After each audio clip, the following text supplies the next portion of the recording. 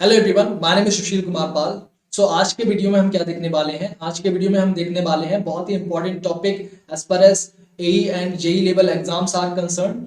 हम जितने भी एई एंड जेई लेवल के जितने भी एग्जाम्स होते हैं, एसएससी जेई लेवल का जो एग्जाम होता है या फिर हम गेट लेवल के एग्जाम की भी बात करें, तो इस तरह के क्वेश्चंस बहुत आते हैं। ठीक है, इस तरह के क्वेश्चंस हर हर ईयर आते हैं, हर ईयर आते हैं। तो हमें थोड़ा देखना पड़ेगा कि ये टॉपिक से रिलेटेड हम क्वेश्चंस को कैसे टैकल कर सकते हैं। ठीक है, तो मैंने यहाँ पे एक क्वेश्चन ले लिया है। Determine the horizontal and vertical component of the horizontal and vertical component of the hydrostatic forces on the quarter circle panel at the bottom of the water tank. Okay, तो देखो यहाँ पे एक क्वार्टर सर्कुलर पैनल ले लिया है मैंने, और उस पैनल को बॉटम ऑफ द टैंक रख दिया गया है। ठीक है, बॉटम ऑफ द टैंक रख दिया गया है। और हमें क्या निकालना है? हमें horizontal and vertical component of the forces निकालने हैं on this curved surface. Okay, तो कर्व्ड सरफेस पे हाइड्रोस्टैटिक फोर्सेस कैसे निकाल सकते हैं वो समझते हैं यहाँ पे, और उसके बाद में अच्छे से इस टॉपिक को हम अच्छे से समझेंगे। उसके बाद में हम इसको सॉल्व करते हैं। ठीक है, तो देखो केसेस होते हैं कई सारे। मैं एज ऑफ नाउ इस क्वेश्चन के बेसिस पे ही मैं यहाँ पे बात करने वाला हूँ। तो यहाँ पे हम सबसे पहले डायग्राम बना लेते हैं। हमारे पास जो डायग्राम है कुछ इस तरह से हो सकता है। हमारे पास एक सेमी क्वार्टर सर्कुलर पैनल है कुछ इस तरह से, क्वार्टर सर्कुलर पैनल है कुछ इस तरह से, जिसका रेडियस कितना है? ऑलरेडी मेंशन्ड है क्वेश्चन में। कितना है रेडियस? इसका जो रेडियस है 2 मीटर गिवन है हमारे पास, ऑलरेडी मेंशन्ड है। ठीक है, और इसका जो सेंटर जो होगा कुछ इस तरह से हम बोल सकते हैं, सेंटर जो होगा यहाँ पे मान सकते हैं। ठीक है, सेंटर यहाँ पे हम मान सकते हैं, कोई परेशानी नहीं होना चाहिए यहाँ तक अभी तक। ये जो हो गया सेंटर हो गया। ठीक है, ऑलरेडी मेंशन है यहाँ पे। अब क्या किया, हमारे पास इसके ऊपर में एक लिक्विड भरा हुआ है, और ये लिक्विड अप टू कितने हाइट तक भरा हुआ है? अप टू 3 मीटर हाइट तक भरा हुआ है। ठीक है, और इसका जो लिक्विड का हॉरिजॉन्टल लेवल हमारे पास कितना है? हॉरिजॉन्टल लेवल को ये आप फ्री सरफेस लेवल बोल सकते हैं। ये हो गया हमारा फ्री सरफेस लेवल। ठीक है, ये हमारा फ्री सरफेस लेवल हो गया, और यहाँ पे हम इसको इस तरह से रिप्रेजेंट कर सकते हैं। ठीक है, और ये perpendicular to the plane of the paper, यानी कि प्लेन के परपेंडिकुलर में, क्योंकि ये क्वार्टर सर्कुलर पैनल तो है लेकिन ये सिलेंड्रिकल टाइप है, ऐसा नहीं है स्फीयर टाइप है। ठीक है, देख सकते हैं यहाँ पे 3D में। ठीक है, तो मैं क्या कर सकता हूँ, इसके perpendicular to the plane of the paper जो हमारे पास जो डायमेंशन गिवन है हमारे पास, ये perpendicular to the plane of the paper जो डायमेंशन गिवन है हमारे पास, दैट इज गिवन है 6 मीटर। इसको हम बनाते नहीं है, 2D में ही क्वेश्चन कर लेंगे आसानी से, 3D बनाने की जरूरत नहीं है बिल्कुल भी। और ये यहाँ से लेके यहाँ तक का जो डिस्टेंस हमारे पास गिवन है, यहाँ से लेके यहाँ तक का, that is given as 3 meter, जो कि ऑलरेडी क्वेश्चन में मेंशन कर दिया गया है। और ये जो यहाँ से लेके यहाँ तक का डिस्टेंस हमारे पास गिवन है, that is given as what? That is given as 2 meter, क्योंकि ये रेडियस है। ये हमारा जो सेमी सर्कुलर पैनल बोल सकते हैं, सेम क्वार्टर सर्कुलर पैनल है, उसका रेडियस है। ठीक है, रेडियस है तो ये हॉरिजॉन्टल डिस्टेंस भी रेडियस होगी। ठीक है, अब यहाँ पे देखो हमें निकालना है, ये तो एक कर्व सरफेस है। ठीक है, ठीक है, ये कर्व सरफेस है। अब कर्व सरफेस पे हम जब कभी भी horizontal and vertical component of force निकालना होता था तो कैसे निकालते थे? हॉरिजॉन्टल फोर्स कंपोनेंट निकालने के लिए हम क्या करते थे? कर्व सरफेस को, मैं चीजों को रिवाइज करा रहा हूँ और चीजों को समझा रहा हूँ। ठीक है, कर्व सरफेस को हम वर्टिकल प्लेन पे प्रोजेक्ट कर देते थे। तो प्रोजेक्ट करने पे जो भी एरिया आता था, उस एरिया के सेंट्रॉइड पे जितना भी प्रेशर लगता था, उस प्रेशर को उस एरिया से मल्टीप्लाई करके हम हॉरिजॉन्टल फोर्स निकाल लेते थे। तो हमारे पास हॉरिजॉन्टल फोर्स कैसे निकाल सकते हैं? Horizontal component of force on this curve surface. अब सबसे पहले मैं क्या करता हूँ, ये नॉमेनक्लेचर कर देता हूँ। यहाँ पे इसको मान लिया ए, इसको मान लिया बी, और इसको मान लिया सी। ठीक है, इसको मान लिया सी। अब जब इसको ए बी को हम बीसी बीसी यानी वर्टिकल लाइन पे प्रोजेक्ट करेंगे, तो उसका सेंट्रोइडल पोजीशन क्या हो जाएगा? इसका सेंट्रोइडल पोजीशन तो यही हो जाएगा ना, बिल्कुल मिड पॉइंट ऑफ बीसी। तो इसको हम बोल सकते हैं जी। ठीक है, बीसी। तो यहाँ पे horizontal component of forces F H representing horizontal horizontal component component of force on curve surface, on curve surface, क्योंकि ये कर्व सरफेस ही तो है, सरफेस। तो ये कैसे निकाल सकते हैं सोचो, तो ये कैसे निकाल सकते हैं? तो मैं क्या किया, मैं इस ए बी को प्रोजेक्ट कर दूंगा, ए बी को प्रोजेक्ट कर दूंगा बी सी पे, मतलब वर्टिकल प्लेन पे। तो डैट विल बी, हमें बेसिक फार्मूला पता होता था, F H is equal to P G multiply by A projected for the curve surface. Okay, curve surface पे हमेशा ए प्रोजेक्टेड करते थे, मल्टीप्लाई करते थे, ठीक है, क्योंकि ये फ्लैट सरफेस होती तो हम डायरेक्टली एरिया ले लेते, लेकिन फ्लैट सरफेस नहीं है यहाँ पे, तो कर्व सरफेस है तो डायरेक्ट एरिया नहीं ले सकते, डायरेक्ट एरिया नहीं ले सकते, तो हमें क्या करना पड़ेगा, प्रोजेक्टेड एरिया लेना पड़ेगा, ठीक है। और प्रोजेक्टेड एरिया यहाँ से हम कैसे निकाल सकते हैं, that will be what, that will be, यहाँ पे हम क्लियरली बोल सकते हैं PG, PG is going to be rho G H bar. अब एच बार क्या है, एंड ए प्रोजेक्टेड क्या हो जाएगा, that is going to be BC multiply by perpendicular to the plane of the paper, और ये हमने मान दिया बी, ठीक है, ये माना बी, ठीक है, तो ये हो जाएगा हमारे पास बीसी मल्टीप्लाई बाय बी। लेकिन एच बार नहीं पता है हमें, अब एच बार कैसे निकाल सकते हैं, H bar is the centroidal position of this projected area, इसको मैंने जी मान लिया, तो ये हो जाएगा जी, तो ये जी जो हो जाएगा that will be what, that will be, यहाँ पे अगर ए बी सी, इसको अगर मैंने डी मान लिया तो ये हो जाएगा D C plus free surface से जितना भी डिस्टेंस होता है जी का, वो होता है हमारा एच बार। तो DC, I mean DB, I'm saying this is DB, okay, I'm saying this is DB, not DC, I'm saying this is DB, I will write this in the proper way, DB, okay, plus DB plus BC divide by 2, क्योंकि हमें centroid position में पता करना है, ठीक है, G divide by 2, तो ये सॉल्व करेंगे तो ये हो जाएगा 3 प्लस 2 डिवाइड बाई 2, तो ये हो जाएगा हमारे पास 4 मीटर, 4 मीटर पता लग गया। अब BC हमारे पास कितना है, BC हमारे पास ऑलरेडी पता है, that is 2 meter, radius of this semi quarter, हम बोल सकते हैं क्वार्टर सर्कुलर पैनल, ठीक है, radius of this quarter circular panel. तो यहाँ से हम क्या कर सकते हैं, ये सारी वैल्यूज पुट करेंगे तो हॉरिजॉन्टल कंपोनेंट ऑफ फोर्स हमें पता लग जाएगा, that will be equal to what, that will be equal to simply we can say rho G H bar, okay, rho is the density of the water 10 to the power 3, G हम ले लेते हैं 10 meter per second square as relation to gravity.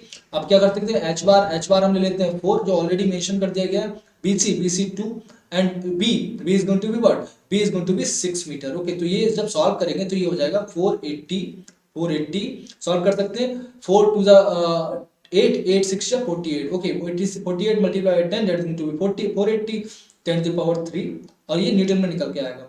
अगर Newton में निकल के आएगा, अगर इसको किलोमीटर में कन्वर्ट करना चाहें तो ये हो जाएगा 480 किलो न्यूटन, ठीक है, तो एफएच पता लग गया अपने को, तो हमारा आंसर, पहला आंसर तो निकल आया। अब वर्टिकल कंपोनेंट ऑफ फोर्स निकाल सकते हैं, कैसे निकाल सकते हैं बताओ, कर्व सरफेस पे, और इसका डायरेक्शन क्या होगा, डायरेक्शन भी बता देता हूँ, इसका डायरेक्शन जो होगा इस डायरेक्शन में होने वाला है। क्यों इस डायरेक्शन में होने वाला है, क्योंकि लिक्विड इस डायरेक्शन में भरा हुआ है ना, लिक्विड इस डायरेक्शन में भरा हुआ है, सोचो, तो लिक्विड अगर इस डायरेक्शन में भरा हुआ है तो ये कर्व सरफेस पे इसी डायरेक्शन, हमें इस डायरेक्शन में ही तो फोर्स लगाता होगा, हॉरिजॉन्टल डायरेक्शन में टुवर्ड्स राइट डायरेक्शन, ठीक है, तो ये क्लियर है अपने को, ये क्लियर हो गया। आप क्या कर सकते हैं, वर्टिकल कंपोनेंट ऑफ फोर्स निकाल लेते हैं। तो वर्टिकल कंपोनेंट ऑफ फोर्स कैसे निकाल सकते हैं, सोचो यहाँ पे, तो वर्टिकल कंपोनेंट ऑफ फोर्स निकालने के लिए हम क्या करना पड़ेगा, मुझे क्या करना पड़ेगा, मैं क्या करता हूँ यहाँ पे डॉटेड लाइन से ही रिप्रेजेंट कर देते हैं इसको।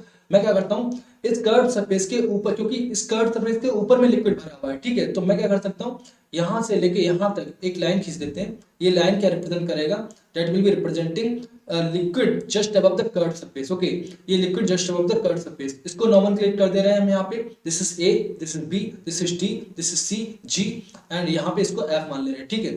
अब यहाँ पे एक बात ध्यान देने की है, अगर मैं वर्टिकल कंपोनेंट ऑफ फोर्स निकालना चाह रहा हूँ तो मुझे क्या करना होगा, इस कर्व सरफेस के ऊपर में जितना भी लिक्विड होगा उसका वेट जो होगा that will be acting downward, ठीक है, that will be acting downward, और वही जो होगा that will be the force on the curve surface, okay, vertical force on the curve surface, okay. तो अल्टीमेटली हमें क्या निकालना है, हमें निकालना है ये एरिया, ये वॉल्यूम निकालना है, जिस वॉल्यूम निकालना है और उसको क्या करना है, उस वॉल्यूम का वेट निकाल देना है। उस वॉल्यूम का वेट कैसे निकाल सकते हैं वो देख लेते हैं यहाँ पे। तो यहाँ पे मैं क्या कर सकता हूँ, vertical component of force, okay, so मैं क्या करता हूँ यहाँ पे इसको डिफरेंट कलर से ना लेके सेम कलर से बात करते हैं। तो ये जो हो जाएगा vertical component of force, okay, vertical component of force, vertical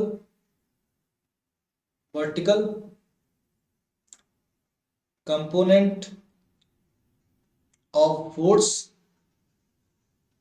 on curved surface, okay, on curved surface, on curved surface where, जहां पे where liquid is above the curved surface, okay, liquid जो है, liquid is above the curved surface, okay, curved surface, liquid जो है curved surface के above में है, तो उस केस में क्या कर सकते हैं, उस केस में बोलेंगे हम, तो Fv जो होगा that will B weight of the volume, WEIGHT, weight of volume of liquid above curved surface, okay, above curved surface curve surface above curved surface up to free surface. Okay, up to free surface, up to free surface. Okay, up to free surface, this is the concept. Okay, तो यहाँ पे मैंने सारी चीजें लिख दी हैं, तो FB जो हो जाएगा, यानी कि जो अगर मैं बात करूं फ्री सरफेस तक जितना भी वॉल्यूम होगा उसका वेट निकालना है, तो वॉल्यूम कैसे निकाल सकते हैं, तो ABDF. Okay, ABDF. ओके, तो यहाँ पे बोल सकते हैं volume B that is going to be ABDF. This is actually the liquid, जो लिक्विड का जो वॉल्यूम है that is lying above the curve surface, ये हो जाएगा. अगर इसको मैं ρg से मल्टीप्लाई कर दूं तो ये वेट पता लग जाएगा, नहीं पता लग जाएगा, that is representing the weight of the liquid. Okay, weight of the liquid above curve surface. Okay, liquid above curve surface. बिल्कुल क्लियर है, चीजें क्लियर होना चाहिए. अब ABDF कैसे निकाल सकते हैं, सोचो ABDF कैसे निकाल सकते हैं. तो ये देखो ACDF में से अगर ABC अगर सब्ट्रैक्ट कर दूं, अगर ये वाला पोर्शन में सब्ट्रैक्ट कर दूं, सोचो मैं यहाँ पे मैं क्या करता हूँ, अगर मैं ये वाला पोर्शन को सब्ट्रैक्ट कर दूं, ये वाले पोर्शन को अगर कंप्लीट वॉल्यूम में से, तो हमें रिमेनिंग वॉल्यूम मिल जाएगा ना, जो ब्लैक कलर में शेडेड वॉल्यूम है वो मिल जाएगा ना आसानी से. तो मैं क्या कर सकता हूँ, वही करने वाला हूँ यहाँ पे, वही करने वाला हूँ यहाँ पे.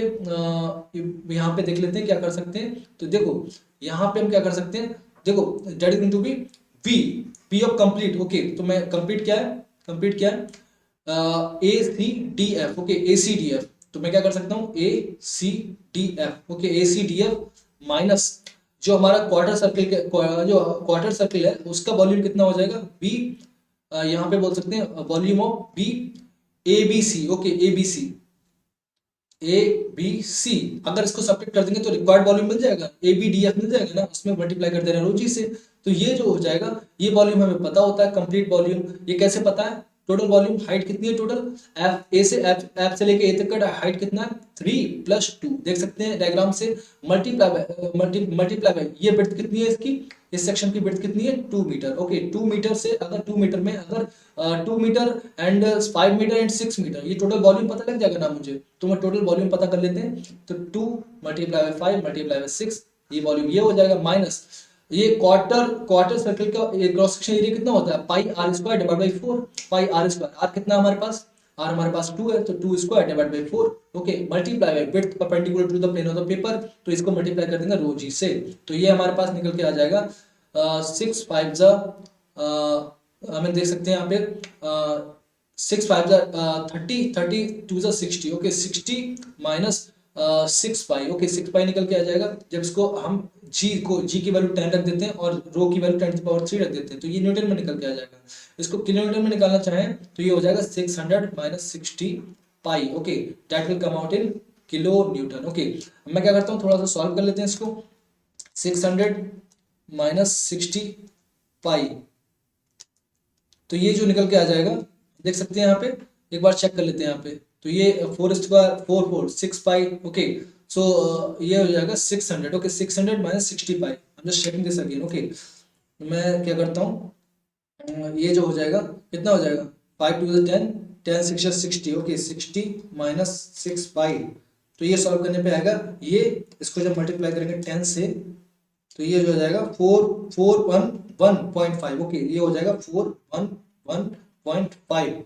That will come out in kilo newton. Okay, I am just checking this again. Okay, ये कोई भी इशू नहीं होना चाहिए, कैलकुलेशन मिस्टेक नहीं होना चाहिए.